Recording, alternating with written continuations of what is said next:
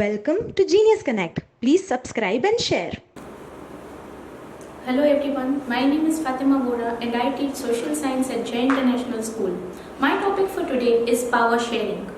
Power sharing, as the word itself suggests, means sharing of power. Now this sharing of power is done between different social groups, between different levels of the society, between different political parties and even within a particular government. We are going to study the essential features of power sharing and particularly the importance of power sharing with two examples. One example is of a country which lies very next to the Indian coast, that is the Sri Lanka.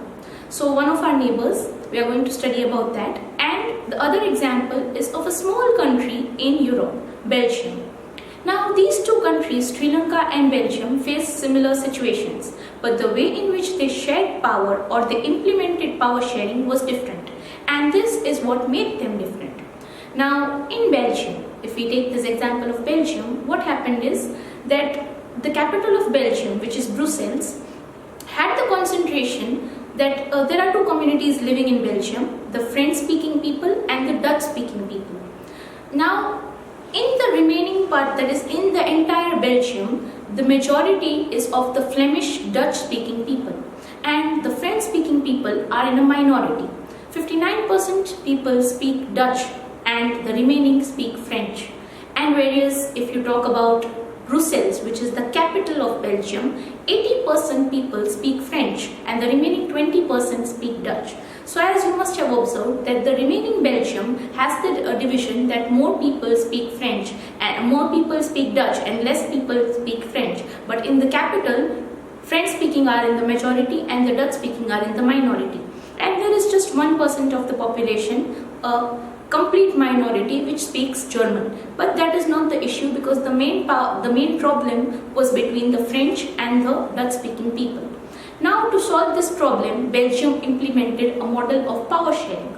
They felt that in every aspect of political scenario, in every way in which the political decisions would be taken, which eventually affect the people's daily life, the division would be done in a very thorough manner, giving a 50-50 division to the people. That means in every sense, complete half and half division would be seen implemented in the power sharing model of Belgium. Now what was observed is that Belgium gave equal preference to two languages, that is French and Dutch.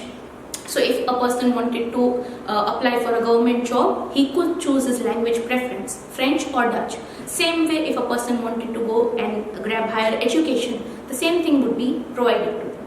And in any manner, there was no discrimination evident between the French and the Dutch. The Dutch and the French were treated as equal in the country. And this is what led to a very happy, healthy relation between the different communities, and there was no fight in Belgium. Belgium emerged as a model of power sharing for other nations to follow. Now taking the other example of Sri Lanka. In Sri Lanka also there were two communities.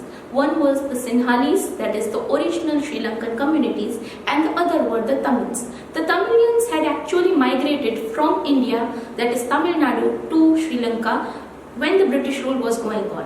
When the British rule was going on, the Britishers now and then needed a lot of indentured labor. Indentured labor particularly meant that bonded labor which the Britishers made them sign and then transported them to places where labor was required. India was definitely a place where labor was available in abundant quantities, and the Britishers time and again used to transport people to different places, even the Fiji Islands, Trinidad, West Indies and even Sri Lanka. So when people from Tamil Nadu migrated to Sri Lanka for this labor at that point of time, and then later on they went on living over there for a matter of years and centuries, and eventually when India and Sri Lanka both got independence, India got its independence in 1947, Sri Lanka in 1948. After that, these Tamilians refused to come back, because for them now Sri Lanka was their home. That was their home country, and they did not wish to come back to India. So they decided in living in Sri Lanka. But the Sri Lankan government did not give them their rights. They did not implement the power sharing model that Belgium had so effectively done.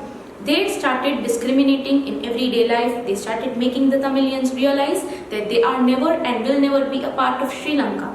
They divided, they only gave importance to Sinhalese. They declared Sinhalese as the official language.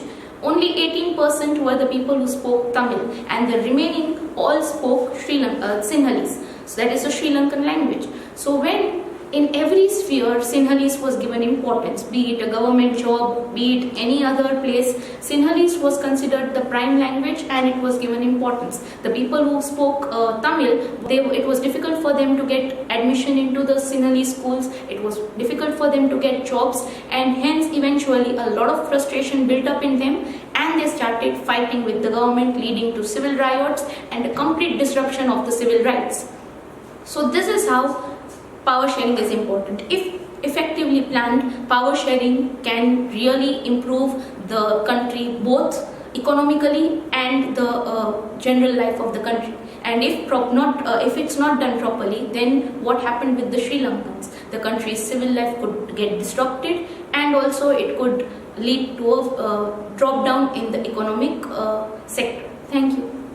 I hope you all would have enjoyed this video. Subscribe to Genius Connect and put on the notification to receive more such videos. Like and share this video too. Thanks for watching.